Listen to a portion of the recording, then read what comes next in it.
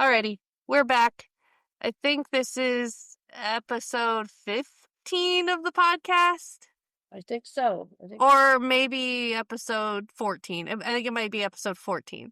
Episode 14 of No Escaping the Cul-de-Sac, a Knots Landing rewatch podcast. I'm Tricia. I'm Linda. Let's jump right into it. Okay. Our first episode tonight, season 2, episode 15. We're getting very close to the end of season 2. Next week will be the end of season 2. I can't believe we've done 2 full seasons already. Sure, that's fast. We've only been doing this 3 months. So, yeah. I know these first 2 seasons are short, but still.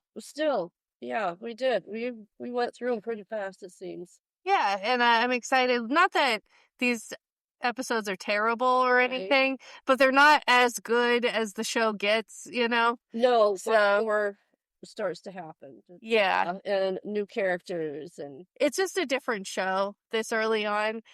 It's very self-contained in each episode, and you just don't get the plots that you get later in the series. Yeah. So I don't hate it or anything. No, but there's a lot of good things that happen, and we love the friendships, and, we love the people in it and everything, but more does start to happen, more, a little more exciting things and new characters. And there's a lot of characters coming soon that I'm excited to meet. Yeah. We have season 3 between when I really start to call Knots Landing my favorite show of all time. Yeah. Starts in season 4. Yeah. Season 3 is a lot of fun, though. There's a lot of really great stuff.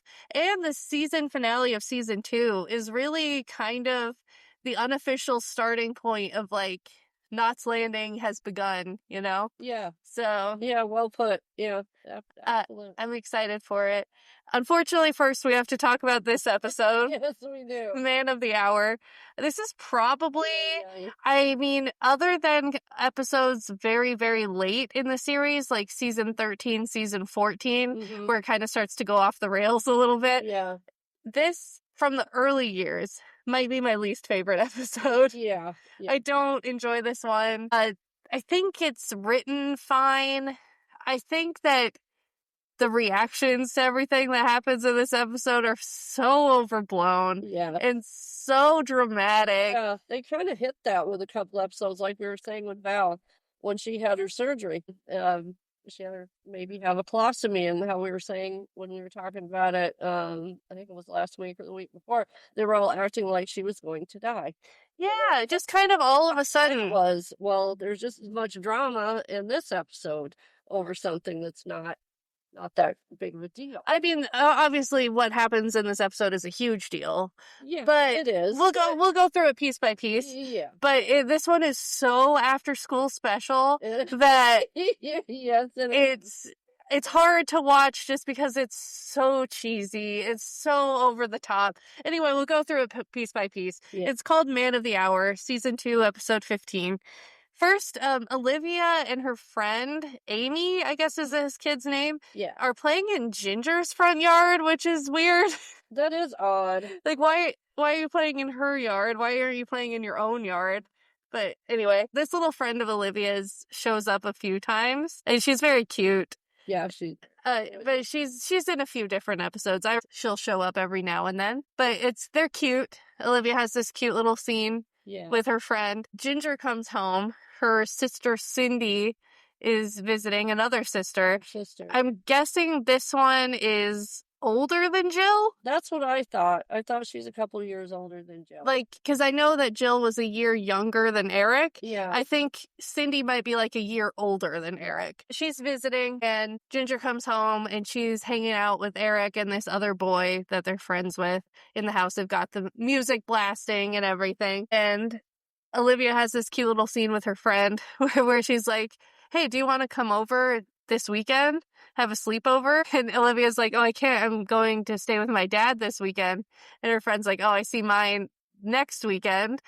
And Olivia's like, well, divorce is hard on friendship. I mean, I know I say it every time, but she's such a good actress. She really She really shines in this show. I think I don't know if Tanya Crowe had any other like major roles in her career, but if Olivia Cunningham is your only role, it's not a bad one. She's great. very good. She gets a lot of really good. She does. She gets stories for years and years. And Ginger, when she walks into the house and throughout this episode, I'm like, she's smaller in this episode than she was in the last one. Than she was when they were being held hostage there for a while. She was. I don't know if these were aired out of shooting order. Maybe they were. These 2 episodes were aired out of shooting order. Yeah. She's with Kenny. So obviously this does come after Val's surgery because they get back together in that episode. Yeah. She and Kenny are back together in this one. So it must have been just these 2 episodes maybe were flipped in the airing order because she's smaller. She's not as... Yeah, she's like 2 months... smaller, yeah. Earlier pregnancy than she was when she was held hostage and they were having a baby shower. She was like big. She was. And in this one, she's smaller, so whatever. And then it's, oh my God, it's so after school special immediately when they're like, hold these joints for us, Eric. You're the good kid, so nobody's gonna suspect you. So just keep them in your jacket pocket and bring them to the party. Very after school special. Just hold these for me. And Eric's hair is so long now. He's got very long hair. It looks cute on him. Yeah, it looks good. It does. Looks cool on him. But after they have this little scene where they're convincing Eric to take these joints home, we cut to the Fairgates house. You hear immediately Ted Shackelford's laugh. Yeah. He has such a distinctive, like, belly laugh. Oh, he does. It's so cute. And a friend of mine who went to that meetup that we weren't able to go to, where she met the cast at the Hollywood show, she said that they were walking out of the venue after it was over and she could hear the cast like having a meal together in another room, but she could hear them because she could hear Ted Shackelford laughing. And it was just like he laughs in the show. Like, it was so funny. He has such a great laugh. That like he literally says "ha," like it's it's a really contagious, infectious laugh. And I think this is the first time we hear this like deep of a laugh from him in this show.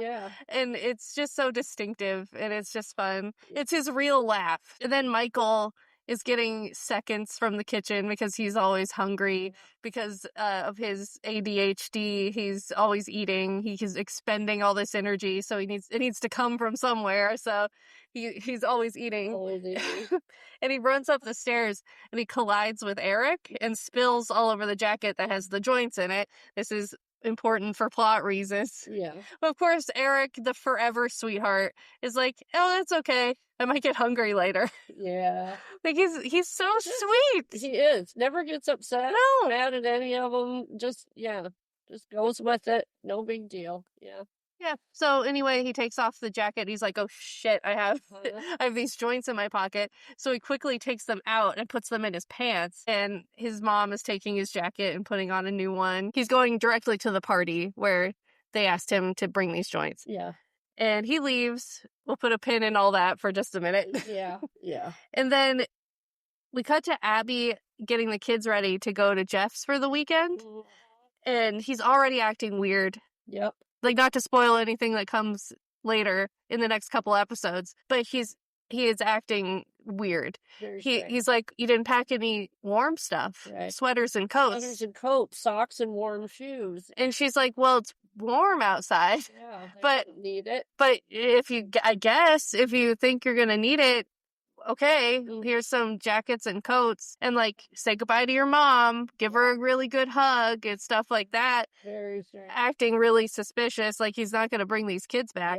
And Abby picks up on this immediately. She says, so when are you bringing them back? With that look on her face, like something's not right. Going on here. He's like, oh, Sunday night, like we said. And she has her intuition. Something is weird. Something's off. He's asking for these clothes that he will not need. And he's acting's just strange. He's just being squirrely. He's just being really strange. And then back at the Fairgates, Karen is cleaning out Eric's pockets so she can wash this jacket. He accidentally left one of the joints in his pocket. He thought he grabbed them all, but he left one behind.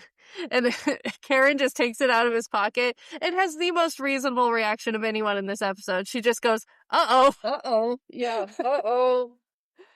And here we go. What? Yeah, like, great. He's like, what, 17, 16 maybe? Yeah. On the younger side. He's not any younger than 16. No. And so, like, yeah, you wouldn't be thrilled to find... No, you wouldn't. But it also, like, you'd be like, oh, uh-oh. Yeah, great. And I have to ask him what the hell this is about, you know? Like, it's not the end of the world. Kids experiment with this stuff. Right. Like I said, this whole episode is so after school special. Yeah. Like, it's so horrible that he had marijuana in his jacket. It's ridiculous. I mean, Karen has a fine reaction to it. She's like, oh no, but we're gonna have to talk to him about this. But Sid flies off the handle. He goes ballistic. He does. And like you were saying, Sid has never cared about anything. No, everything is... It's not that big of a deal. It's going to be fine. Why are you making such a big deal out of it? This time, just in that split second, he goes crazy. He goes nuts. Yeah, before he even gets an explanation for anything from his kid, he just goes nuts. It's wild. Yeah. We never see Sid like this. No. We will never see him like this again. No. It is so out of character, and I don't want to understand what's happening. No. It's way over the top. Over the top. Yeah. Like, this man didn't react like this when he was accused of rape. No. No, one joint out of his son's pocket, and he's about ready to out of his mind. The whole place to the ground. He was so pissed. It's wild. It is. Sid has never cared this much about anything in his life. No. I don't know why this is the trigger point for this character. Like, whatever. Have you had a drug problem or something? It's wild. And it starts here and it gets worse. It gets worse. Just keeps getting and worse. Diana is in the room when all of this is going on. And hey, good for Diana in this episode. She really goes to the mat for her brother. She does. She defends him the whole way through. She's a great sister in this episode. And she's like, Dad, calm down. Everybody does it. And he's like, excuse me? You're telling me that you do pot? And she's like, I tried it once and I didn't like it. So we never did it again. Okay, so yeah, but you're going nuts. Too far. And I wrote down poor Val and Gary. Because this is always happening to them. Always. They're always just sitting there. Yep. When something... Actually, it happens to every single character. They all have moments where another pair of characters are just going off the rails. And they're just sitting there like, I don't know what to do. I don't know what to say. I ain't saying anything. Because if I say anything right now, Sid's going to come at me. Because, man, he's pissed. But it happens to Val and Gary in this episode. Yeah. It happened to Karen and Sid in the episode where Val found out about Judy. There's always just these moments where at least one or two characters are just in the middle of this blow up, and it's so funny. It's a really good device, and they use it a lot. It's just really funny. Abby's calling Jeff over and over again because she has this feeling that something's weird. Yeah. And she got his answering machine. You weren't sure when answering machines became really commonplace. I was wondering if that was, like, not something everybody had in 1981. When did answering machines... Hey, that's the question I want. Become common. Answering machines became common in households during the mid to late 1980s. While available earlier, they became affordable and popular following the 1984 AT&T breakup, which allowed consumers to purchase their own telephone equipment and prompted sales to exceed 1 million units per year. Existed in 1981. Not commonplace. Right, they weren't that common. Until 1984. Yeah. So, Jeff is a little bit highfalutin yeah. for having an answering machine. I was just curious. I was like, oh, how common was that? Because I feel like other characters in this show at this point in time, when they call someone, it just rings and rings and rings and rings. Rings. So, Like when Gary called. in the next episode, yeah. Next episode, yeah. Yes. It rings. So yeah, I was wondering how common it was. Not very. Jeff must have some moolah. Yeah. Yeah. Oh, apparently he does, because apparently he's sending Abby enough money to live I on. was just gonna say that. Yeah, he did say that. What do you need a job for? We're back with the Fairgates. Sid's still going on this tirade. Val and Gary have quietly slipped out of the house. Which they've learned to do really well. And he's just like yelling. Yeah. You never see him yell like this. He was just losing it. And he's yelling crazy stuff in this scene where he was like, well, when I was a kid, we were taught that marijuana was a gateway drug. And it's like, you were a kid in 1945. Gateway to what? Like, exactly? Probably, maybe even earlier than that. Yeah. You were a teenager probably in the 40s. Right. So things have changed. Yeah.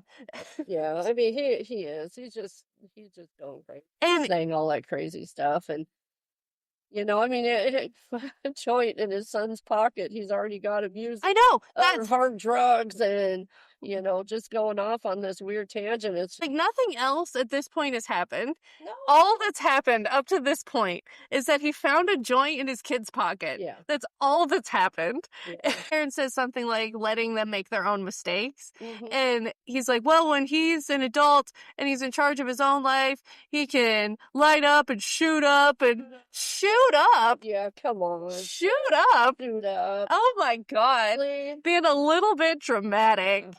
It's crazy. Yeah. I don't know why this is the line. Nothing else in the world makes Sid Fairgate react like this. Nothing. And I mean, he's been through some bad stuff. Yes. And he doesn't go crazy. It's wild.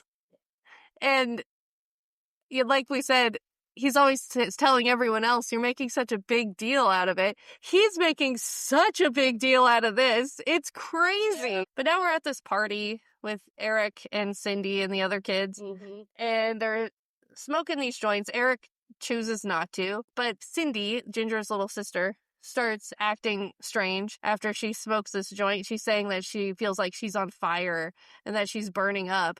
And the other kids are like, oh, great. To this one kid, they immediately know that it's this other kid. Great, what'd you lace it with? Angel dust? PCP. Yeah. And he doesn't deny it. No. And so Eric kind of like shoves him to the ground like he's gonna beat him up. Yeah. Which, that's very serious shit. Yeah. And you're giving it to other people unknowingly. Yeah. Without them consenting to it. Literally just drugging people is what you're doing. It's scary. It's really scary. Yeah. And yes, it's still very after school special. But it is. But we've crossed into a territory now where, yes, this is very dangerous. Yeah. Just this whole plot is just, I don't know. It's not enjoyable. No. It's so 1980s anti-drug PSA.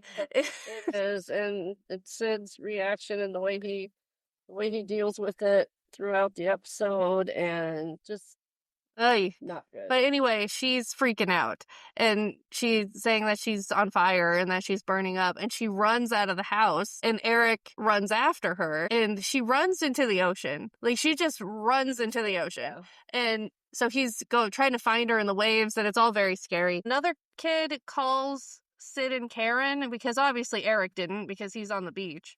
So, right. And some other kid must have called.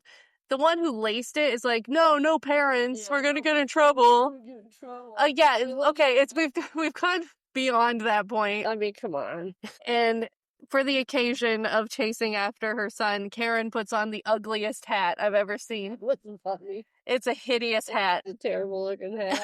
It's like 70s puke green, and it's just ugly. It's a bad hat.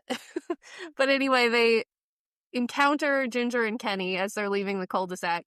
They rope them into the car because it's her little sister that's freaking out. And they drive to the beach. Eric is doing mouth to mouth. She must have a pulse at this point or something. Yeah. Because you would think that if she didn't, he would be doing chest compressions. Oh, no kidding. But, I mean, maybe he just doesn't know how. Like, he's a kid.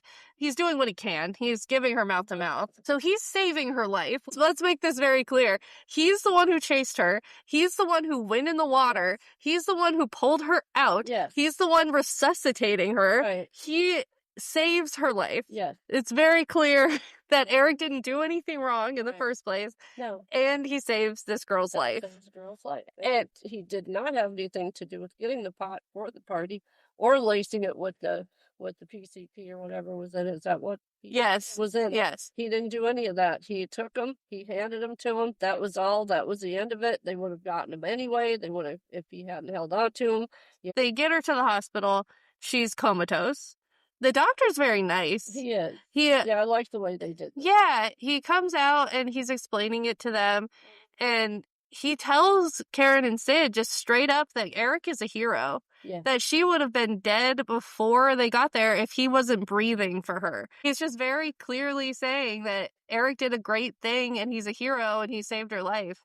And Sid is still not having any of it. No. It's wild. No, it's still all Eric's fault.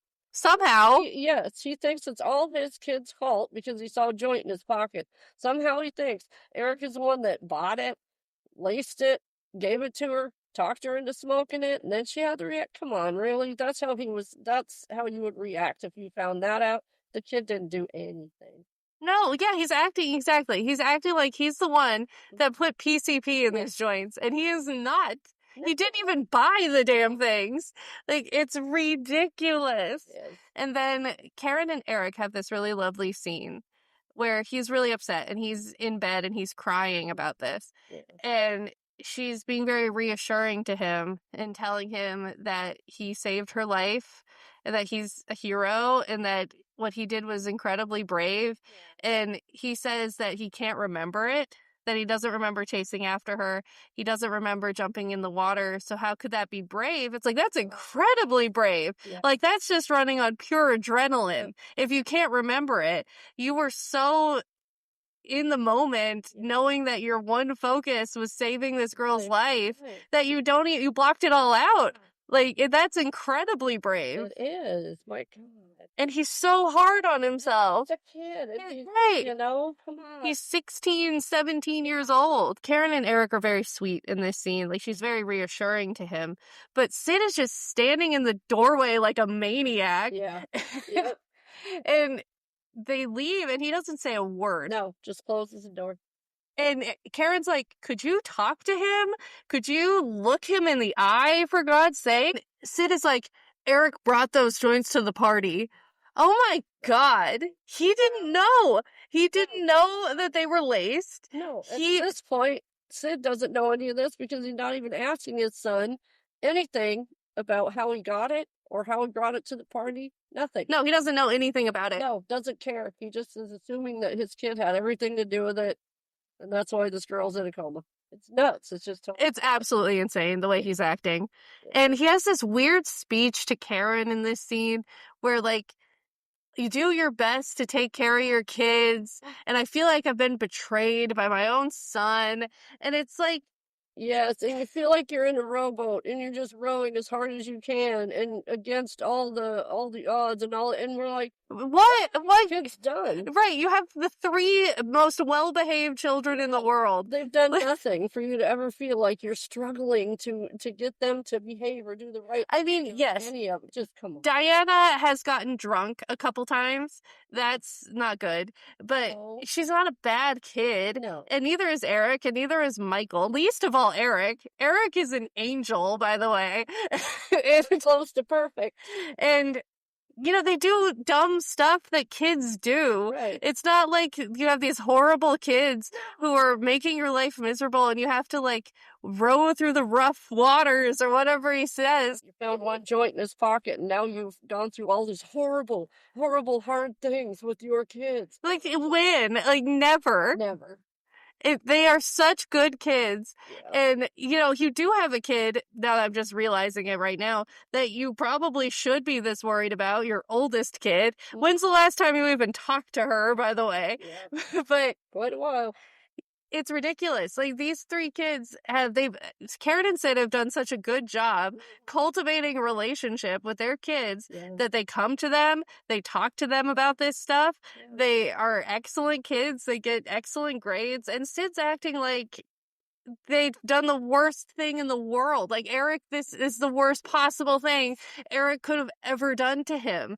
And it's ridiculous. Unless they went way too far with that. And like we said, Eric is perfect. Like, Eric has never done anything wrong. Nothing. And this one thing, very minor, by the way, that he just held on to these joints for a friend. And it's the end of the goddamn world. Like, if Eric slips even a little bit, it's just over. It's over.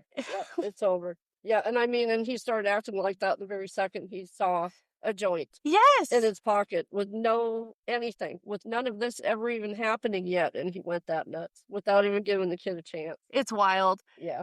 And he must hold Eric, in particular, to such an impossibly high standard. Like, this is my golden child.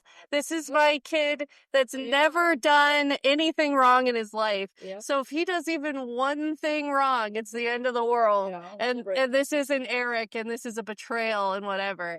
Like, I'm sure that's it. That, like, he just thinks of Eric, he puts him on this pedestal of, like, this is my perfect child. And if he does anything wrong, it's a failure. I don't know. It's wild. It's a lot. It's a lot. And and Karen is just stunned. Like, she cannot believe he's acting this way. Which, no, because he never does. No. And she doesn't know how to take it. She doesn't know what to say. Like, he's acting insane. And she knows that he's acting crazy. And she's never seen him act like this before. So Karen is just taken aback by this. She's just aghast at what's happening right now. Then we're back with Abby. And Jeff is avoiding taking any of her calls. He's not answering. So she calls her ex-mother-in-law, who she calls Mother Cunningham. Mother Cunningham. Mother Cunningham. Mother Cunningham. Oh, it is funny. And this woman must have been a lot to deal with while they were married. Because Abby the whole time is like, no, I'm not checking up on him. Yes, I trust him with the kids. I just want to talk to him. Yes, I just have one question I need to ask him. No, I would rather talk to him. No, I don't have a problem with telling you. Yes, I trust you. Oh my God. It's just an impossible woman. Yes. We will meet her, I believe, in the next couple episodes. We will see her, and she's just so much. She is not the only mother who is just so much in this episode, by the way. No. Oh my God.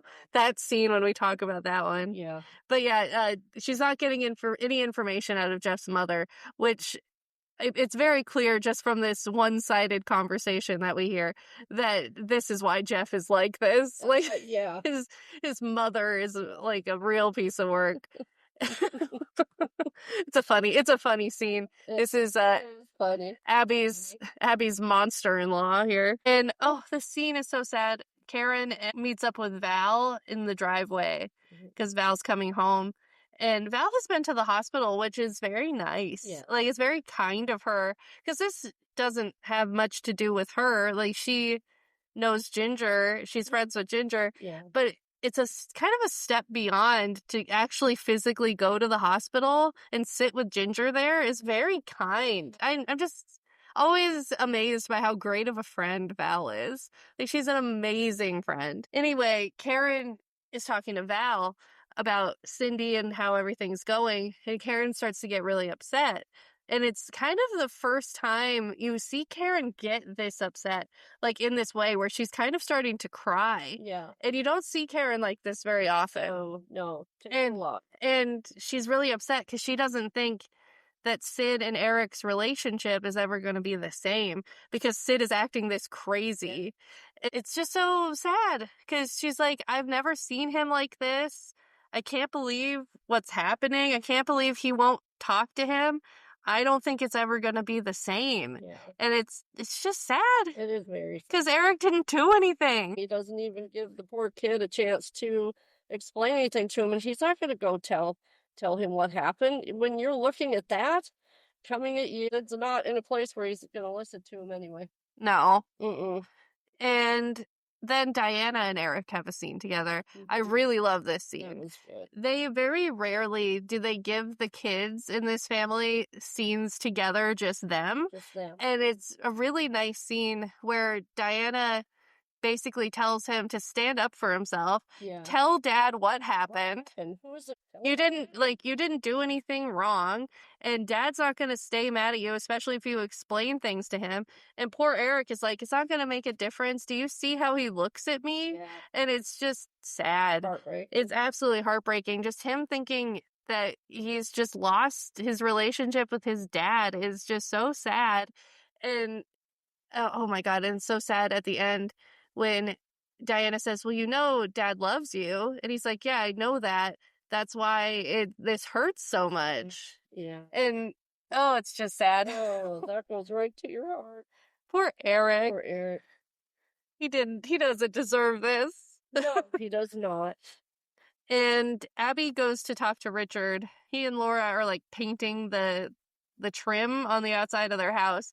And Abby goes up to them to talk to Richard about Jeff because he's freaking her out. She thinks that he's not going to come home on time with the kids. She can't get a hold of him. He took all this extra stuff. Yeah. And he was acting really weird when he left. Very strange. So she's basically asking him for legal advice, like, what can I do? Yeah. And Laura's like, well, you can't do anything until he fails to show up on time. And Richard's like, let me handle this, Laura. And it says the exact same thing Laura said. Yeah, exact same thing. Ask for one or two questions, doesn't help any. Then he says the same thing. Which, like, yeah, he's not wrong. Like, you can't do anything legally until he has taken the kids. Right. But still, I wrote down that Laura and Abby just both look gorgeous in this scene. They're both just so beautiful. Yeah. Their hair is beautiful. They're just beautiful. Oh, and then we have this scene that we have to talk about where Ginger and Cindy's mother comes over to the Fairgates house. This scene is insane. It is insane. It's like, is this actually happening right now? Oh my God. I have never seen, I'm sorry to this woman, I have never seen a more bizarre performance from an actress in my entire life. It's so bizarre. The way she talks and like this weird, like distant look she has in her eyes, it's crazy. This writing and this performance in this scene is the worst thing I have ever seen him. It's terrible. Really bad. It's just awful. So, this is Ginger's mother, by the way. Yeah. The woman who forced her to get an abortion when she was a teenager. I can see this woman doing that, by the way. Oh my God, yeah. Yes. They ask her how Cindy is, and she's like, this is very true to life. Like, this part is true to life of this kind of person who's like, oh, she looks good, and her color is coming back. She's always had such good complexion. Like, she's so beautiful and just very obsessed with how her daughters look. It's really gross. It's just really weird. It's so bizarre. It's so bizarre. It is. And Eric comes downstairs, and this speech that she has is just so weird. Yeah. Where she's like, oh, I hear that if she lives, you'll be the man of the hour. But if she dies, what will you be? And she says it like 3 times. And it's not how a human being would talk, by the way. It's written so badly. Yes, you're upset about the situation, but this isn't how this is not how a real life human would talk. No. What will you be, Eric, if she dies? This is not how a person would talk. No. Very, just her whole delivery of it. It's wild. Really, yeah. And then she says, if she dies, well, you'll be her killer, won't you? Mm-hmm. Oh, please.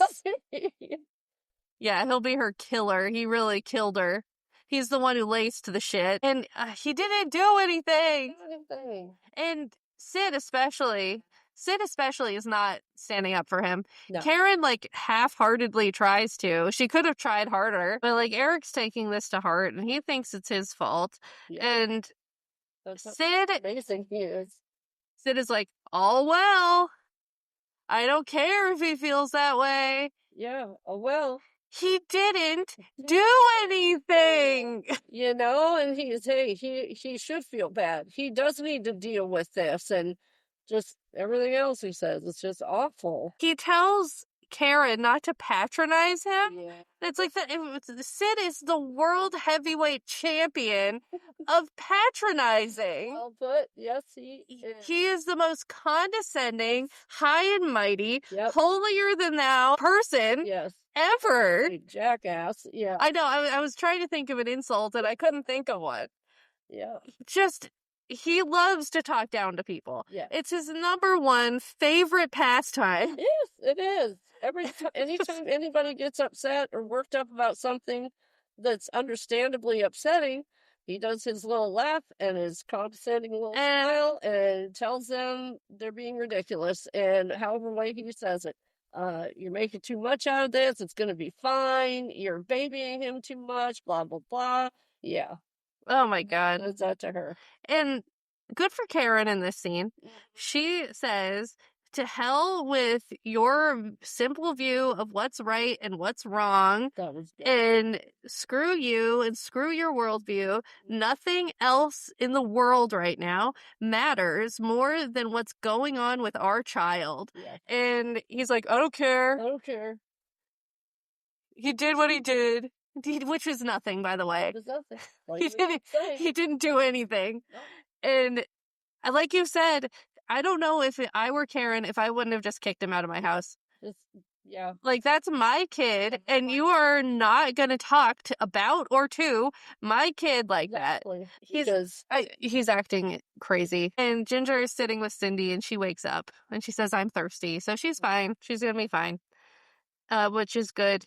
And then, oh my God, and they call Karen to tell her that she's fine. Yeah. And Karen's all happy, and she's like, oh boy, we got to tell Eric. He's like, you tell him. Yeah, come on. Sid, William Sidney. Are you serious? He's so much this episode. He is so much. Jeff brings the kids home on time, and he's like, yeah, I took them to Big Bear. That's why I needed the coats and stuff. She's like, well, you could have told me that. Like, it would have been fine if you had just told me that's where you were going. But he's still acting weird. Oh my God, he says something crazy. I know what he says. He's like, well, you think that I stole him or something? And she's like, well, no, trying to like placate him. Because that is what she thought. Yes. But she's like, well, no, but please give me a heads up next time if you're going to go out of town. And he's like, it'd be easy to, wouldn't it? What an insane thing to say. It's so nuts. Call the cops. And he looks nuts. Yeah, now this is kind of a direct threat. Yeah. Call the cops. Yeah. Now we have two crazies in one episode. We have a lot of crazies. Crazies. I was going to say the two, that's not right. There's a lot of crazies in this one. Crazy in that episode.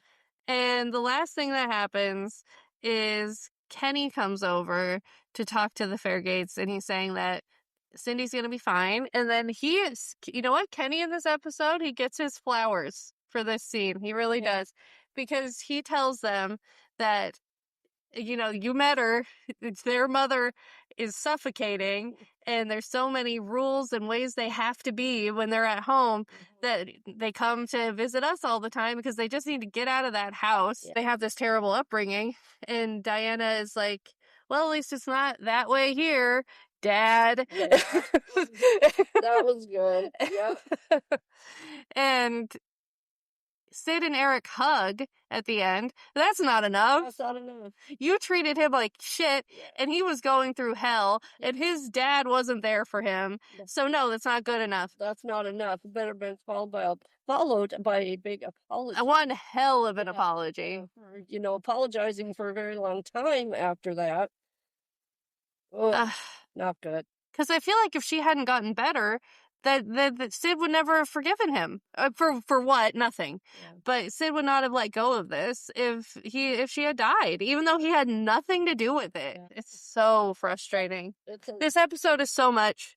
It is. I don't like this episode. No. It's certainly my least favorite that we've seen so far. Yeah. It might be one of my, like, top 5 worst episodes of this series. I agree. Yeah. It's not good. It's so much. It is. It really is. It's too much. It's so heavy-handed in its writing. Yeah. The writing is really sloppy. Sid is crazy in it. We never see him like this any other time. I like him to be that way, and it's just so much. And this next one is better. It's still crazy. Like, we're in a part of this series where the writing just kind of goes off the rails for a little bit, for a little while. A little bit. Not for a long time, but there's a stretch of a few episodes in this back part of season 2 that are just so much. Yeah. And this next one is also just so much. So much. And not as bad as the last one, but it's still so much. It's fun to deal with this one because it's not a main character who is so much, basically. Yeah, and we're used to him being so much, but it's still, like, just the way he is. It's a lot to watch. It is. It is. Next one, season 2, episode 16, More Than Friends. We open, Val is walking to class. Mm-hmm. She's going to community college. I believe she's taking creative writing at this point. And she's talking to another student who's obviously much younger than she is. He's probably like 19 or 20. Yeah. And they've kind of become pals, which is cute. It is cute. And they're talking about how they wrote this short story for this assignment. She's like, I've never written a short story before, but you know what? It was kind of fun. I kind of liked it, and I thought it turned out pretty good, so I'm excited to see what the professor has to say about it, because we're supposed to get our stories back today. And they go to class, and her friend is like, oh, I heard that, I can't remember the name of the teacher, but our teacher's out sick this week with the flu, so we have a sub. Mm-hmm. And she's like, oh no. Which, by the way, you don't have a sub in college. You just don't. Your class is canceled. Yeah. But for the purposes of the show, sure, they have a sub. Like it's high school. But she's like, oh no, I really wanted to get my story back today. I was really looking forward to it. I had a lot of fun doing this assignment. Mm-hmm. And who walks in the door but the crazy man himself, Earl Trent. Earl Trent.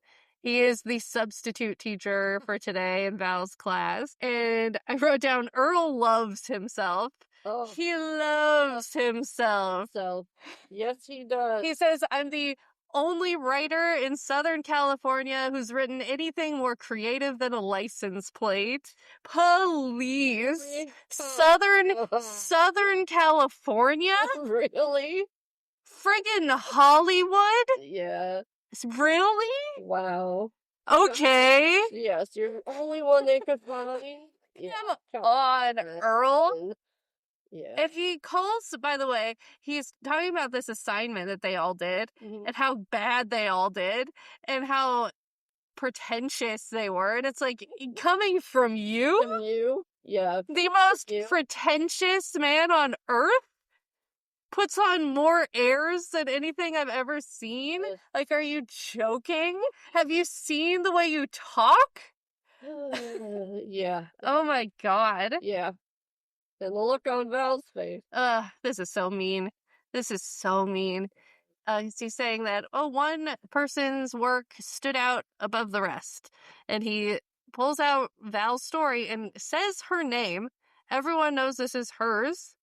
And starts reading it. At this point, doesn't say anything about it, but just starts reading it. Karen is visiting Laura at work because Laura's throwing a dinner party tonight because she's inviting Scooter, her boss, and his wife over for dinner. And she has asked Karen to please go shopping to get all the stuff for the dinner party because she's at work and Richard is useless. So she doesn't say that, but that's true. That's true. I mean, yes, he has a job now. He's probably also at work. Yeah. But still. But she asked Karen to please pick up the groceries. And Karen's like, hey, I was on my way to the grocery store and I realized I didn't have your list. Can I please have your shopping list? And while Karen is coming into the office, this is horrible, by the way. These two coworkers of Laura's, these other real estate agents, are like whispering to each other about Laura and Scooter. Yeah. And they're like, well, if he gave us half the leads that he gives her, then we'd be making all that money too. Which I don't know if he actually favors her. It might be true. I don't know. But they could just be jealous that she's doing that well. Like, maybe, yes, it might be true that he gives her the better clients because he likes her. But it also could be that she gets the better clients because he knows that she's going to close the sale. So she can make the sale. Yeah. Yeah, because that's the way she started out in the very beginning, selling her $1.2 million house right away. Right. Like, if you're going to make those kinds of sales, you're going to get those kinds of clients. Exactly. So they might just be jealous. I don't know. Maybe he does favor her a little bit. It's unclear. Yeah, I mean, But- he probably does. Maybe, I don't know. I don't know. Yeah, she's good at her. She is extremely good at her job. Mhm. And so Karen gets the shopping list, but now she's heard like this rumor about Laura and Scooter, and she's got that bug in her brain now. And of course, Karen Fairgate cannot let anything like that go. Oh, no. She is going to talk to Laura about this. She's got to see what she can find out. What's going on. Oh, yeah. And It's fun. she's so fun. Karen is the best. I love her so much. Yeah. My favorite female character on this show, 100%. Absolutely. Probably my second favorite in the whole show. Yeah. You know who my favorite is. But I just love her. I love her so much. Yeah. We have not yet met favorite character in this show. He's coming. We cut back to Val in her class. This is the saddest thing I've ever seen. Earl intentionally humiliates her in front of the whole class. Yep. Saying that her writing is terrible and that there's no believable characters and there's all these grammatical errors and it's not written well, and just tearing her apart. Tearing it apart any way you can. Just And really terrible. Good for Val. She's not going to sit here and just listen to this. She gets up and she leaves. And good for her. Yes. Don't just sit there and take that shit. No. And it's just so mean though, because she was so excited. Yeah, she was. She was so excited about this assignment, and he just ruined it for her, and it's so sad. Yeah. Like, I have a degree in screenwriting. Yes, you do. I went to college for this kind of thing, and there was a lot of, reading out loud and other students critiquing your work and stuff. Yeah. If a professor or another student did something like this to me, I would just be a puddle on the floor. It's just horrible. It's just terrible. I can imagine how that feels, and it's almost visceral for me to watch this. I bet it is. Because I do that kind of writing all the time, and it just is so... I feel like I'm Val when I watch this. Like, I get so many actual feelings about it because I can imagine how horrible that felt. Because you're not going to think right away. This is who this guy is. No, and how vulnerable it is to have your creative work even read aloud. Yeah. And then to be torn apart like that is just, it feels awful. I have been in a similar, not this bad, but a similar position to this. Mhm. And it's really, it just hurts really bad. So I can imagine how she feels. But anyway, we're now at this dinner party with Scooter and his wife and Laura and Richard and the Fairgates, because the Fairgates are always invited to everything. I'm not sure. I'm at their house, or they're invited to whatever else is going on. Yeah, I don't know. They're always invited. I don't know why. No, she picked up the groceries. I guess. Invited to this party. Sure, I guess. I guess so. And I wrote down, is this the same Scooter? Is this the same actor? He looks different to me. Really? Yeah, I don't know if it's just because he grew a mustache, Oh. but he looks different to me. I don't know. I'd have to look it up. Look at that. Yeah. I'd have to look it up Yeah. because he just didn't look like the same guy to me. Wow. But I could be wrong. I don't I know. like I couldn't remember what he sounded like. So I was wondering the whole time I was watching this. I was like, is this the same guy? Oh. I'd have to look it up. Yeah. I will let you know for sure in the next episode if it's him or not, because I don't have time to look that up right this second, because that will take me a minute. Yeah. But I don't know. Yeah. I'm not I sure. have to look that up because now I'm curious. Yeah. And this dinner party is so funny because they're talking about how Scooter's oldest daughter is having a baby Mhm. and they're going to be grandparents, and his wife is like having a hard time thinking of herself as a grandmother, Yeah. and it's a big transition and whatever, and you're shrugging, you're like, whatever. Whatever. Oh, well, I'm sorry, it wasn't for me. I know. Having your grandsons does not make you feel old. I know that. Yes, no, it makes me feel much younger. Well, yeah, I mean, you watch them for me a few times a week. Thank you for doing that. Oh, anytime. Oh my And God, love it. Love it, love it. and yes, I can tell that they make you feel young. Yes, they do. Yes. Um, but yeah, then this I love this scene, by the way. It is the funniest thing I have ever seen where Scooter's wife comes into the kitchen where Richard is cutting the meat for the dinner, and she's like, "I'm so sorry about them. I'm sorry they're being this obvious." And he's like, "Huh?" Huh? Like, and she goes on this big speech about, like, oh, Scooter's always been a blatant flirt, but I dealt with it because I knew that he wasn't doing anything else. He just loves the He just loves the ladies and he loves to flirt with the ladies, but he doesn't cheat on me. Like, he flirts, but he doesn't cheat. Yeah. And so I kind of just dealt with it. But now, well, he's going to be a grandfather, and well, maybe he just needs someone young and vital to sleep with, and I'm so sorry that they're acting like this. And Richard's like, huh, what are you talking about? What? Yeah. What?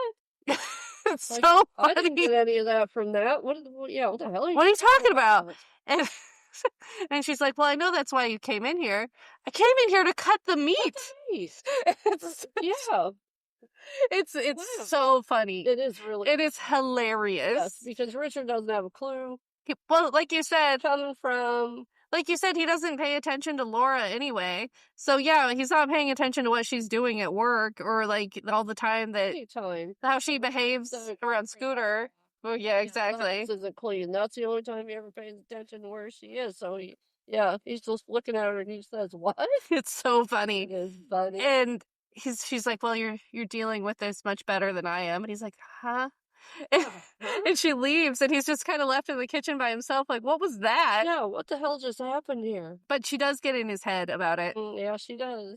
And he's very worried about it for the rest of the episode. But it's just such a good scene. It is so funny.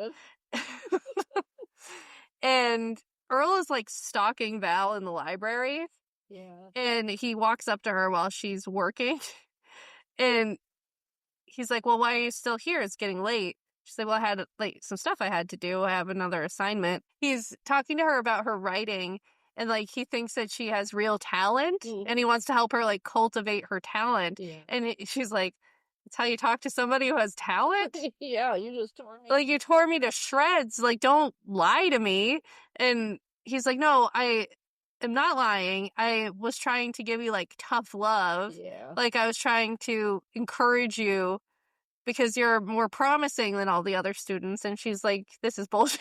Yeah, that's bullshit. That's not how you led the whole thing. No, I got none of that. And he's like, I shouldn't have talked to you that way. You think? And you're like, yeah, you shouldn't have. But I do think genuinely, yeah, like, yes, I know that there's a lot of other stuff that happens in this episode. Because of where Val goes from this point, I think that genuinely he does think that she has a lot of talent. Yeah. And that she's a good writer. I think that's genuine from him. I do too. I don't think he's I don't think he's BSing. I think that he legitimately thinks that she's good. Yeah. Of course he did this horrible thing to her, but I think honestly, he thinks that she has raw talent that he can cultivate into like something really amazing. Yeah, he should. And he does. Mm-hmm. And he says that Judy left him because he's saying, oh, you know, I'm sober. And Val's like, oh, that's great. How long have you been sober? And he's like, well, I've been sober since the day Judy left me.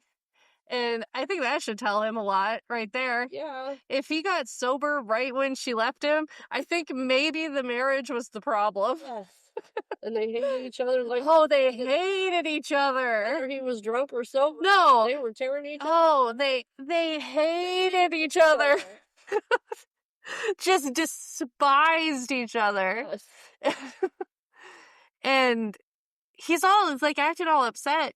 that Judy left him. And it's like, for what reason? Listen, You guys had a horrible marriage. come on, You couldn't when she left. stand her. Another tell right there. I mean, come on. You could not stand this woman. Really? That upset you? Honestly, Judy and Earl were too much alike. They were the same person. Oh, yeah. Like the same, They actually are the same person. The same pretentious ass, hoity-toity, better than you. Yep. I have so much writing talent and you're nothing. Yep. Kind of people. Tear you down. That the two of them together were just too much. Toxic. Too much of the same thing. Yeah. They were so much alike. Yeah. They were they were essentially the same character. Yes, they were. And come on, Earl, you don't care that she's gone. No. You hated her. Oh, you hated her. Come on.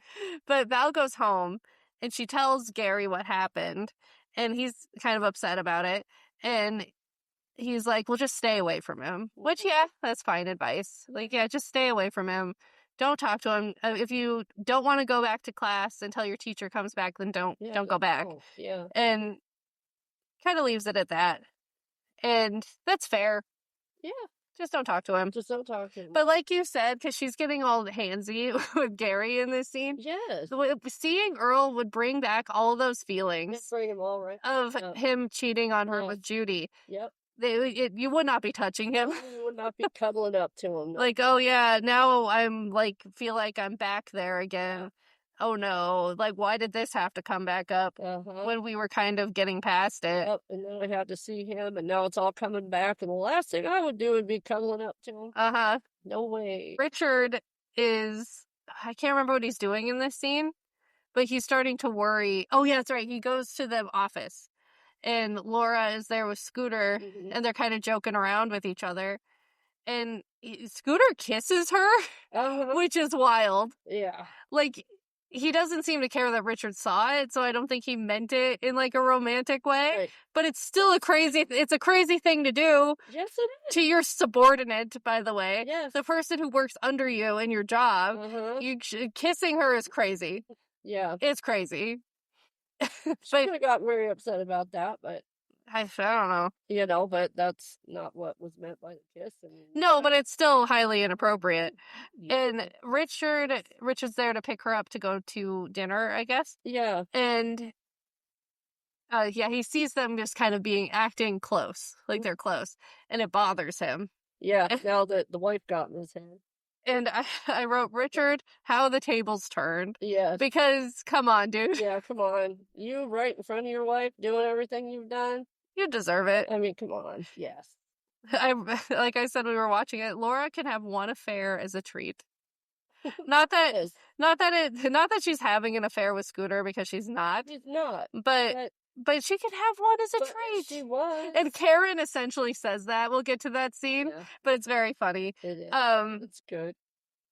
But then Karen is having lunch with Val at the school. I guess she just went to go hang out with her. They're in the cafeteria, and Earl comes up to tell Val about all of these authors that he that he wants her to read. Yes. Because they write in a similar style to her, and he thinks that she could learn a lot from how they write. I think he genuinely means all of this. See, that's where I was thinking. That's when he actually seems like he really believes that she could be a good writer. Yeah, like he really thought of these authors that have the same kind of voice she does. Yeah. And could really help her cultivate her style. Yeah. I think he really thinks that she's good. Like there's no bullshit here. Like that he thinks that she has talent. Yeah, it seemed very genuine. And he's very kind to her in this scene, where he's telling her about these authors, and he admits that he did a horrible thing to her, and he thought that he was being like the movies. He's seen too many. Seen too many movies, and he thought that rough riding my most promising student is what I should do, and I did it wrong, and I'm sorry. I think it's genuine. I think he means it. Yeah, I thought so. And it's very funny, though, because Karen is, like, trying to talk to him. Yes. But he's ignoring her. Yeah, and talking right over. Talking to Val about these authors and stuff. Mm-hmm. And he leaves, and Karen's like, he's obviously crazy about me. Yeah. Did he even know I was here? And she was like, who was that? And Val tells her that's Earl Trent, that's Judy's husband. And she's like, oh, that Judy. Oh no. Oh. Yoinks. Sorry I asked. Except not because Karen loves anything like this. She loves anything juicy. He's nice to her in that scene. Mm-hmm. I think he means it. I do too. Yeah. And then Abby, oh my God, Gary's driving Abby home from work, I guess. Yeah. This scene's wild. Yes. Abby's laying it on so thick. Yeah. She's like, do I make you nervous, Gary? And he's like, no. No? Why? Yeah. Because you're a man and I'm a woman. Every time I ask you to go, because she asked him, do you want to go get a hamburger? And he says, no. You know, I gotta get home. And you do that every time I ask you if you want to go, you know, out to dinner or get something to eat or whatever. Why is that? And then she says, because you're a man and I'm a woman. I'm like, oh, come on. Laying it on so thick. Yeah. And she's like, well, it doesn't matter that I'm a woman and you're a man. He's like, I don't know. Maybe. Maybe. Uh-huh. and she's like, what did she say? She says, well, if something did happen between us, would that be the end of the world? And he's so uncomfortable. And he's not talking to her. And she's laying it on so thick.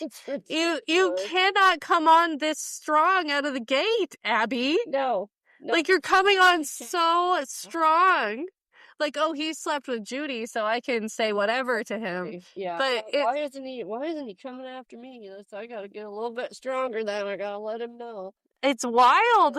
You cannot talk to him this way. What on earth do you think you're doing? She does whatever she wants. I guess. Oh, hell yeah. That's Abby.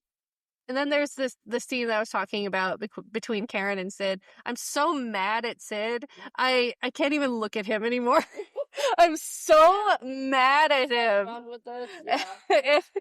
But Karen is talking about how she's pretty sure that Laura and Scooter are having an affair. And he's like, how could you possibly know that? And she's like, well, I was right about Richard and Abby, wasn't I? And he's like, I guess. And she's like, well, I don't think it's that terrible. If Laura's taken so much, I think she says the word abuse, which is true. Which is true in many ways, not just the affair. Yeah, Laura's taken so much abuse for so many years. I think if she has found someone who treats her well, then good for her. And Sid is so, of course, always the moral, upstanding Sid, thinks that's disgusting and thinks that any affair is wrong, and her doing that is the exact same as Richard and Abby. And Karen is like, come on. Yeah. It is not the same. No, it's not the same. And he defended her anyway, Abby, every single time she does anything. So of course he does. It you know? And no, it's not the same. He just threw it right in Laura's face. Like, yeah, you probably shouldn't have an extramarital affair at any point. But Richard has treated her so badly for so long. To not call it the same thing. No. She can have one as a treat. And I guess Karen and Sid have this cute moment in this scene where they're being kind of silly. I can't remember what they say to each other, but I'm so mad at him. I don't even care. Trying to laugh together. So mad at him. I'm so mad at him. Yeah. And then Gary and Val are in bed again, and Earl calls, and he's lying about being in a bar. He has the music turned way up in his apartment to make it sound like he's at a bar, and he's like, I think I'm gonna drink, and Val's like, don't do that, we're coming to get you, and hangs up, and Gary's like, I'm not going. Yeah, if he wants to drink. It's his problem. Yes. I'm not his sponsor anymore. I'm not dealing with this anymore. No. If you want to go, I guess go. But you're doing the wrong thing and he's using you, which he's not incorrect. Right. And then he does tell her when she says she's going to go, he tells her he doesn't want her to go. No, like, don't go, but I guess I can't stop you. And And Val is this is just who she is. Yep. Like, she cannot resist anyone in the world, even Earl Trent, Even Earl. saying that he's in trouble. Yep, I need help. She can't resist it. No. Cannot. No. And so she leaves. She goes to find Earl. Mhm. And they talk. And in this scene where they talk, it's like, oh, he knows. He definitely knows that Gary slept with Judy. Because the way he's talking about it. Because he's like, it's really strange. Gary stopped being my sponsor right around the time Judy left me. Isn't that interesting? And so he knows. He knows. He definitely knows. Yeah, he knows. And then we have this scene with Karen and Laura, and it's really funny. Karen comes over and she's like fishing for information because she's just being nosy. Yeah. And she wants to know if they're having an affair. Yeah, which makes it fun because everybody loves a good gossip. Oh, absolutely. Karen is the best. I love her so much. Yeah. I'm not this gossipy, but I do love me some good gossip. Yeah. And so I totally get the instinct to be like, so what's going on? And they won't talk about it really in like specific terms. Like Karen's being very vague. Yeah. But Laura knows what she's doing. Yeah. And she's like, what can I say? You've already said everything. And it's very cute. Like, she doesn't get any new information. No. Laura knows she's fishing and she thinks it's cute and funny. Yeah. So she just kind of lets her do it. And it's cute. It's a cute little scene. Cute. Yeah, it's a cute little scene. And then Earl is at school, I think, again the next day talking to Val. Yeah. And he's fishing for information from Val about Judy and Gary because he's pretty sure that they slept together, but he's not 100%. Yeah. And he's talking to Val about it, and he's like, well, did you know what was going on? And she's like, yeah, I know. I know that they did.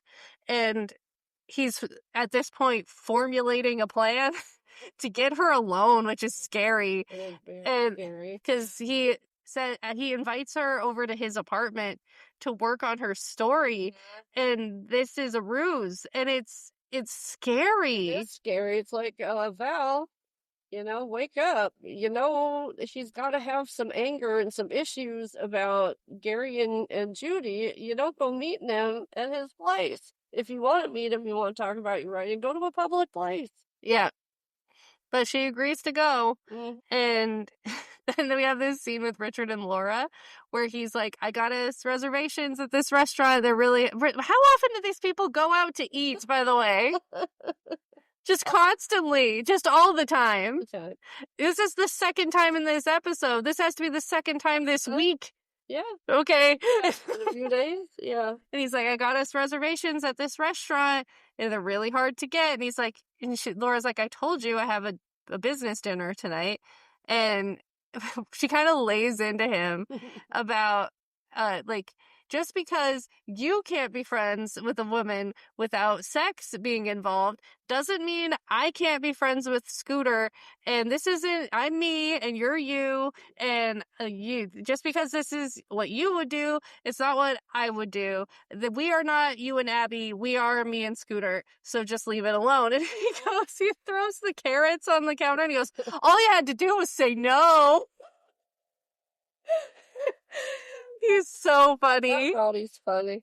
He just makes me laugh. He makes me laugh. Oh. It's these episodes and then like into season 3, season 4, where I'm like, oh yeah, okay, this is why I enjoy Richard. Like, no, he's not a good person. No, I would not want to spend a moment with this person in real life.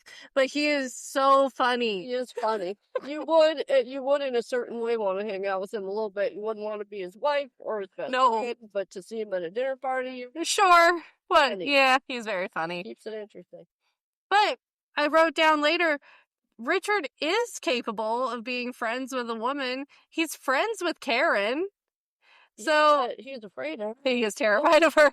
He's absolutely terrified of her. He knows no way in hell would anything ever happen with her, and they just happen to be really good friends. But she must be his only female friend, which I believe, but that we've seen so far, that he hasn't messed around. But they do have this scene between Richard and Sid where he's asking Sid, like, hey, Karen goes out to these, like, fundraising events, and there's a lot of guys there, and he's like, yeah? Yeah. Well, does she ever, like, go out with a drink with them? Like, he's all worried about Laura and Scooter. And he's like, well, does she ever go out with them after and, like, go get a drink or dinner or whatever? And he's like, sometimes. And he admits that Karen has always had a lot of men who are her friends, platonically. And it used to bother him when he was young because he just wasn't used to that. He wasn't used to having relationships with women that were not romantic. Yeah. It just wasn't used to his partner having male friends platonically, that it just was foreign to him, and it bothered him. Right. But he's like, but over time I got used to it, and I trust her, and this is just, she just has friends, and he says that it's fine as long as those relationships aren't being given things that belong to our relationship, like intimacy and secrets and all those things. And he's like, you know what I mean? And Richard goes, no. Another pretty hard when Richard did that. And it was perfect. All they had him say, no. It's really good. It's funny. It's really good. But Richard does have that kind of relationship with Karen. Like, they talk about stuff. Sure. Not like deeply. No. But they talk about stuff. He doesn't get any of that in his own relationship with his wife, though. Well, no, he doesn't talk to Laura about stuff either. No. So. No. But it's pretty good. Just this whole speech from Sid, and he just goes, no. It's pretty good. Very Richard. Yep, it was. And then Val is over at Earl's apartment, and he reads to her a new ending for her story. It's like, well, you just wrote it for her. Yes. You didn't help her. No, you're not helping. You just wrote this. Yeah, you write it for her, and then you tell her... This is how it's going to end now. It's going to end. What do you think? You didn't suggest it. You didn't like, oh, it would be more interesting and engaging if it ended like this, and then have her write that. You just wrote it. Right. And she does say no, because, there was a situation where they went on to be friends. Right. It was a true story that she wrote. True story, yeah. And, but it's just wild. This is not advice. This is you writing it for her. Yes. But they're, for a while at least, in his apartment, are genuinely just working on this short story. Sure. And he says that he could get it to a point where he could submit it to a literary magazine. I think the college runs a literary magazine, and he wants to submit it. And she's like, really? Mm-hmm. You think it's that good? And I think maybe he does think it's that good. Yeah, I think so too. That, like, with a little work, we could get it there. Uh-huh. And I think he means it. Yeah. I think he's a terrible teacher, but I think he means it. Yeah, he does. I think he means it too, between those two conversations. But then things go a little off the rails. Yeah. But they're working on the story. We go to Laura and Scooter, and they're having dinner together. The sexual tension in this scene, these two have crazy chemistry. Yes, they do. Like, the chemistry between the two of them is off the charts. It is. It's like, whoa, it's getting a little warm in here. Oh my God. And they're not even they're not even saying anything like that risque or anything. Not really. But it's like, whoa, there's some tension in here. There's so much chemistry. It's wild. Yeah. Because they're talking about how everyone thinks they're having an affair, and he's like, well, I've heard the rumors. I haven't shot them down because they make me look so good. Uh-huh. And so flirting with her. Yes. And she's like, so it doesn't bother you that people think this? He's like, no, not really. And they're talking about the potential for them to be in a relationship. And when she started talking, when she's like, why we wouldn't be able to, I was like, if you say that bastard's name, and she did, I was like, yeah, no, you did not. Stop saying what you're going to say. Stop saying his name. Yes. Just stop it. Come on. We're both married, and what? Okay. What she says about him is fine. Like, you have a good marriage. Oh, absolutely. Sure. We can't do this because it would hurt your wife. Right. But she says Richard's name, and I wanted to scream. I was like, stop saying his name. Just stop it. Your crappy marriage. And she's like, it's something. I know we have our problems, but we're working on it. It's like, your problems? You have the worst marriage I've ever seen in my goddamn life. Yes. There is no marriage. No, and you're not working on anything. You just don't see each other anymore. It's wild. Yeah, they're getting along because they both have jobs and they don't see each other. Exactly. And it's crazy. It is crazy. But the tension in this scene is like, whoa. It's very well done. Like, you can really feel the tension. And she's like, so the reason why we shouldn't is because I know that we would have to stop it to save your marriage and my marriage, but whatever. In order to keep our marriages, we would have to stop, and that would destroy me. So we should stay friends so we can have this instead of being lovers temporarily and then ending up with nothing. Yeah. And it's like, whoa. Yeah. Oh, holy moly. Yeah. Yeah. That was a good scene. It's really good. Oh, there's so much tension in that scene. It's like edge of your seat. Like, whoa, it's getting hot in here. Like, and then things take a turn at Earl's apartment. Yeah. And scary. It's so scary because they're working, and I don't know what changes his like demeanor. Yeah, she says she's got to go home. She has to leave, and he's like preventing her from leaving. Yeah. And he says, Waiting. Yeah. and he says, "Are you afraid of me?" Yeah. Which is a crazy thing to say. As soon as you say that, I'm gonna be afraid Yeah. of you. Oh my God. And she's like, why would I be afraid of you? Yeah. And he's like, maybe you should be. Mhm. Which, like, okay, goodbye. I am running. Yeah. I am not walking. I am running out of this apartment. What do I have to do? Jesus. And he's being just crazy. Yeah. He is preventing her from leaving. Gary calls on the phone, and he pulls the cord out of the phone so that she can't answer it.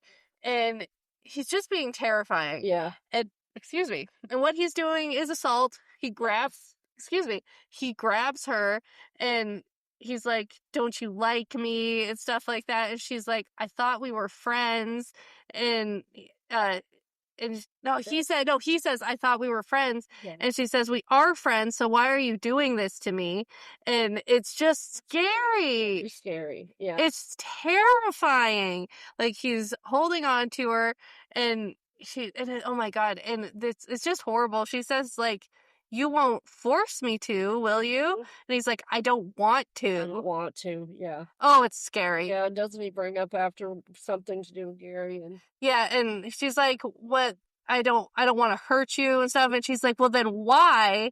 And he says, "Because they did it." Yeah. And he's just out of his mind. Yeah. He is not in his right mind. He has lost it. It is so scary. This scene is terrifying. And he finally, like, snaps out of it because she says, "You're hurting me." Yeah. And that kind of snaps him out of it. And he starts crying and saying, "I'm sorry and don't hate me." Yeah, kind of falls to the floor and, having some sort Which, of breakdown. sure, I get that, like, he's having some sort of mental breakdown. This show seems to think that a man assaulting you is fine as long as he cries after. Like, let's go of you before it goes. It starts crying. It starts crying. As long as he starts crying, he didn't mean it and it's fine. Like, no. Yes, she should have left that second. And I don't know what he's going to go back to trying to do or whatever. Right. Or she's. And Val is Val. Yeah. She cannot. She cannot walk away from a person she thinks is in crisis. Even if that person is a physical danger to her, Yeah. she cannot she cannot walk away. No, she's got to fix it. Both of them just need to go to a mental hospital. Yeah. They are both out of their minds. Yeah. Like Earl, much worse than Val. But Val, just her mental state in all of these situations where she feels like she's saving someone. Yeah. Is every time. I mean, she's still in danger. She's still. Yeah, you don't know. You don't know what he's gonna do. It's wild. It is wild. And she, I don't know. Val, somebody needs to fix Val. Yeah. Somebody fix Val. We need a professional. Yes. It's like everybody calls her for a very long time. Poor Val. Yeah. Poor Val. You're reminding me of an episode that I cannot talk about for like 2 or 3 years, and I'm really mad because you're reminding me of a really good scene. Mm. Anyone listening to this who knows the whole series knows what poor Val means. Yeah. In that scene, but that's not for like 8 seasons, but it's so good. Anyway. But yeah, I don't know. She's got to figure something out because she can't keep living like this. No. She can't keep taking all this. And Earl just needs to be carted away. Like, he needs to go just get some kind of inpatient help because, oh my God. Yeah. And he's crying and he's like, please don't hate me. She's like, I don't hate you. I feel sorry for you, which that's Val's whole problem. She feels sorry for the whole world. Hey, I feel sorry for you if it hadn't gone the way it went. insane. Yes, I feel sorry for you that your wife did this to you and now she's gone. But now, no, I don't feel sorry for you. You hurt me. You were going to, you were assaulting me. What the hell? I'm out of here. And I wrote down, Val, why are you like this? I know why she's like this. Yeah. I know because of all the horrible trauma that she has in her life, that she's like this, that she couldn't save her daughter, that she wanted to do, she just didn't have the life she thought she was going to have. Yeah. So she feels like any child, any person that she perceives as needing her is going to get her. Yeah. Like, she's gonna fix it. Yeah, she's just incapable. Yeah. And we talk about this a lot. It's really remarkable, though. They write her so consistently. Yeah, that's true. Like, she really feels like a real person with these problems, Yeah. that she just cannot step away from someone in crisis. And it's really consistent, and it's actually, it's remarkable. Like, the writing for Val as a character is just phenomenal. Yeah, like, she is so consistent as a character. It's amazing. Yeah. Especially in these early years. She's so consistent. It's incredible, really, from a writing perspective. It is, because a lot of times you don't get that. Yeah. And that's the way it should be, because like you said, it's like a real person. Yeah. Yeah. And Val manages to call Gary because I guess Earl lets her because he's realized what he's done and how messed up it is. Yeah. And so Gary comes to get her. And he's upset. Of course he would be upset. Like, this man assaulted your wife. Like, you're upset. And he'd be upset with her, too. Like, really? You came here and... You're going to call me and sit in his apartment? Yeah. For me to come? Exactly. Like, you didn't leave. Yeah. But he's like, stay away from my wife. I don't want you coming around anymore. Mm-hmm. And Earl is like, you ruined my marriage. And it's like, you did not have one, dude. Yeah. Like, so many of you in this show, like, talk about your marriage. You didn't have one. Like, you hated each other. Yeah. Just despised each other. When you were together, all we ever saw was you yelling at each other. Yeah. Like, they never had one nice interaction in this whole show. You hated each other. What do you mean he ruined your marriage? It was not a good one. You just couldn't stand this woman. Yeah. Like, what are you talking about? Stand him, come on. And Gary, I mean, he's on point. He says, I'm sorry for letting you down as your sponsor. Mm-hmm. I slept with your wife. That's horrible. I did something wrong to you, but I didn't ruin your marriage. Judy made her choices, and she chose to run around on you just as much as I chose to sleep with her and betray your trust as a sponsor. I'm responsible for that relationship, for my relationship with you as your sponsor. She is responsible for her relationship with you as your wife. And you cannot blame me for this. Mm-hmm. And you need to look inside yourself and figure it out and move on. And he's not wrong. No, he's not wrong. It was very well done. Yeah, it was. Very well done. Mm-hmm. So it's a nice scene. Gary's good in that scene. Yeah. And Val and Gary go home, and we have a small scene with Richard and Laura in bed, mm-hmm. where Richard he says that he's proud of her, I think. Yeah. Which is wild. It is wild. She even thought so. And, yeah, because No, he's not. No, he's not. Come on. And she said, "Oh, I waited a long time to hear you say that." And I said, "Oh, for Christ." Oh, come on. Anyway, they have this small conversation about her relationship with Scooter because she's like, "Well, we're friends," Mhm. and he's like, "Well, there's friends and there's friends," and she's like, "We're friends." So he still has his doubts Yeah. about their relationship, which maybe he should. Yeah, After that, after too bad. And well, I mean, they're good. I'm kind of glad you're in that place. right? Because, How do you like it? you know what you were doing to How does it feel, Richard? yeah. And I mean, at least it's not Oh yeah, no, sorry. walking over to his place and doing it And in front of you. and on top of saying he's proud of her, he says, "You matter to me," Yeah. which no, she doesn't. No, he doesn't. No, she He doesn't. doesn't. He just doesn't want to look like a fool. Yeah. Yeah. But yeah, he's really fishing for information. Oh, yeah. He's like, "Well, what's your relationship with Scooter and all that?" And she's insisting that they're just friends. But after what I saw in that restaurant, maybe he should be a little worried. Yeah. Oh, yeah.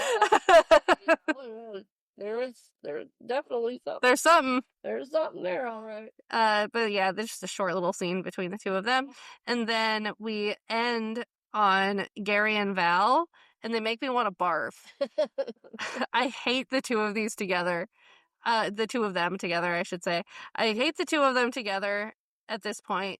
I can't stand it because Val, this is also very consistent. This is just Val's character, Yeah. where she's so worried about him when he's the one who screwed up their lives. And, and she's like, "I forgive you, darling. I just wish you could forgive yourself." And he's like, he doesn't give a shit. He Yeah. doesn't care what he did. You want to scream at that point. It's like, you gotta be kidding. Which, yes, maybe, because when she had her surgery, I feel like it was genuine that he was upset and he realized that he really screwed up. Well, sure, because she was acting like she was gonna die in the surgery, and Sure, fine, okay. maybe he did care that he did it, but he's not acting like he can't forgive himself.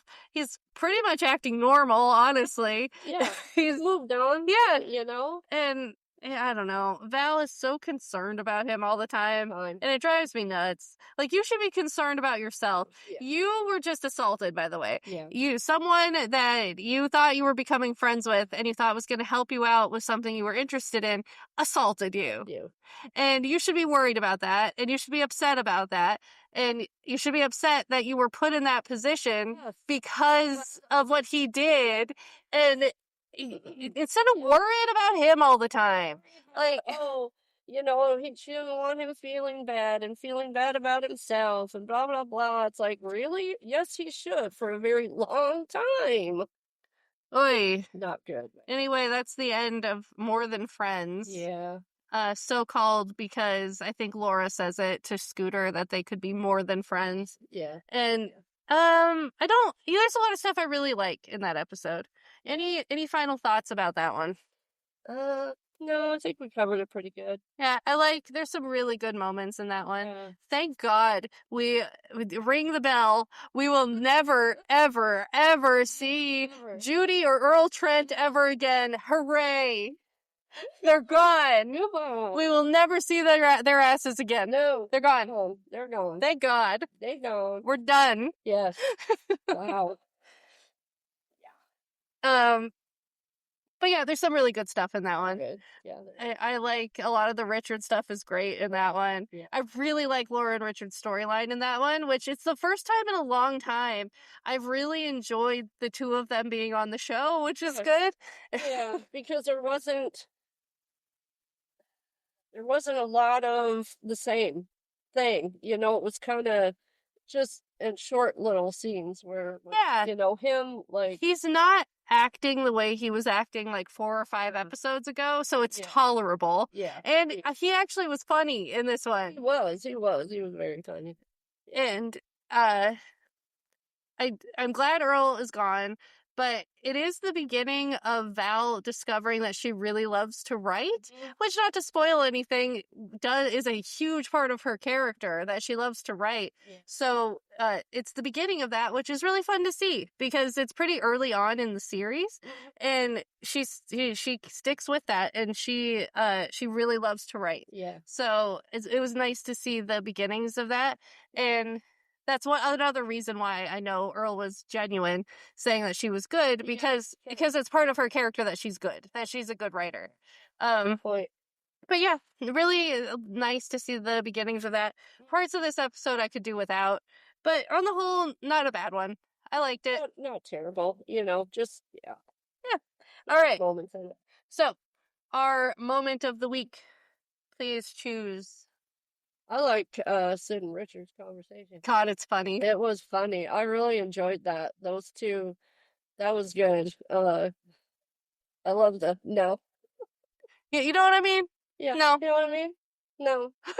It's so good. I mean, Sid just giving this really well thought out and nice speech about how it's okay to have friends of the opposite sex, and just no.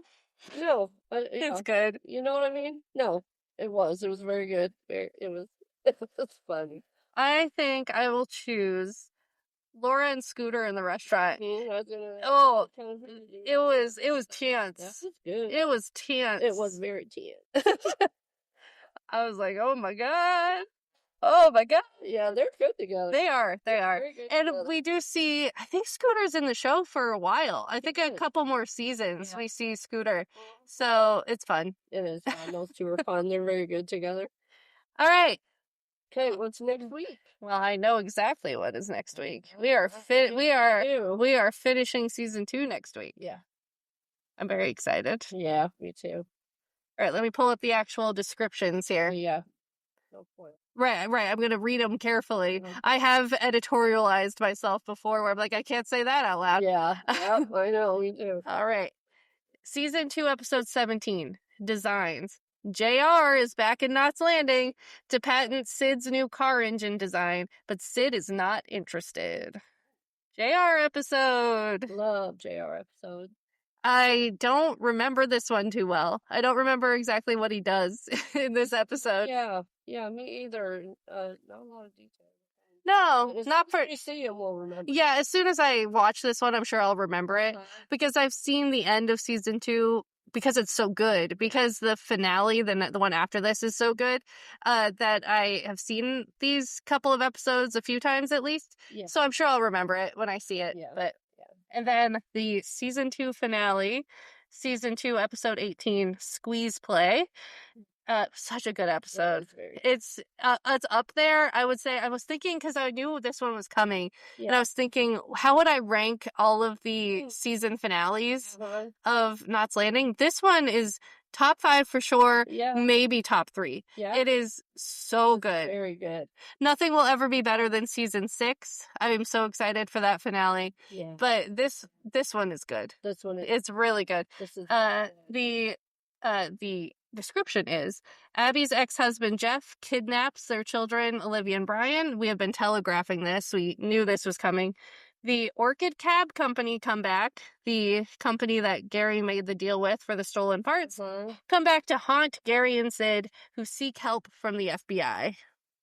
It's so good. It's such a good episode. Yep. You will never forget that last moment of that episode. We'll talk about it next week. Yes. It is excited to get. It is seared in my brain. Yeah. That final frame of that season. I see it right now. Mm-hmm. I can literally see it right now because it's the thumbnail for the episode. Yeah. But we'll talk about it in detail next week. I'm super excited. Me too. I love this season finale.